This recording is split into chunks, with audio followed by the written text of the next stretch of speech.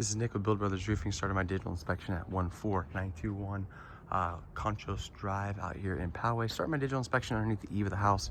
We like to start underneath the eaves. They consist of the fascia board, rafter tails, and then you have your starter board. And the reason why we like to start underneath the eave is that it gives us a good idea about what kind of wood damage we can expect on this project. Now, the eaves on this home do have a nice fresh coat of paint on them. It doesn't look like there's a whole lot of wood rot going on. What we have found is that sometimes when you get that fresh coat of paint, they cover up a lot of the bad parts of the wood. So we're gonna have to wait and see what this wood looks like when we tear this roof off.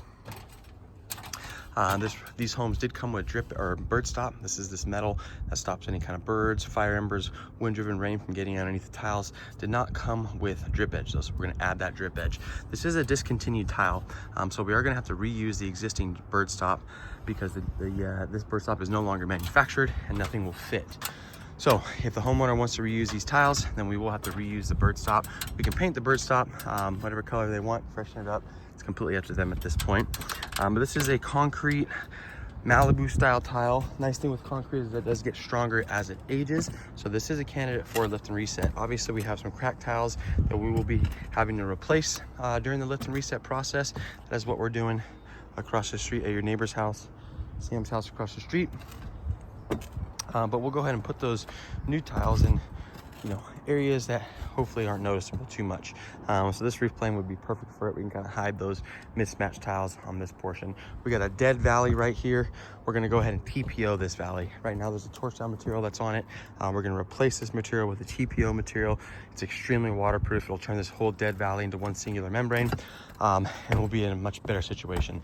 We'll redo all the flashings, all the penetrations. You can see that this homeowner went ahead and looks like applied some spray foam to these vents. So we're gonna get rid of all that. We'll go ahead and make sure those are nice and clean and completely redone. I pulled these tiles down. These were already slipping, so I just slid them down with my foot. But just to give the homeowner an idea of what the underlayment looks like. So we can see just how smooth, how dirty this underlayment is. New underlayment is gonna be very, very coarse, very granular, very gritty to the touch. And that underlayment is none of those. Work over to this roof plane. I went ahead and pulled the tile in this section as well. Again, we can see just how damaged this underlayment is. You can see all the watermarks that have been coming down.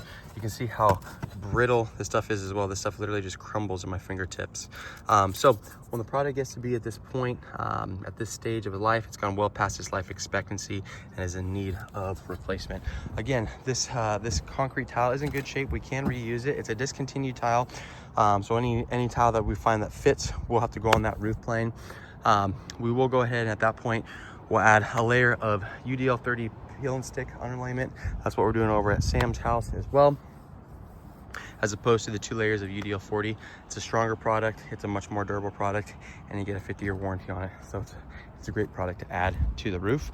We'll reflash and reseal all these penetrations. We're gonna add some exhaust ventilation to this roof as well. We're gonna add at least 4 O'Hagan vents to this roof just to increase that airflow. We don't have any exhaust ventilation on this property at the moment, so we wanna go ahead and fix that. We wanna keep the roof nice and cool, and we wanna keep the home nice and cool. Once all that new underlayment is installed, we'll install the brand new drip edge, we'll reinstall the bird stop, and then the old tile goes right back on top. If the homeowner is looking to freshen up the look of the home, change up the tile, change up whatever, we can go ahead and do so, and I'll provide them with that options.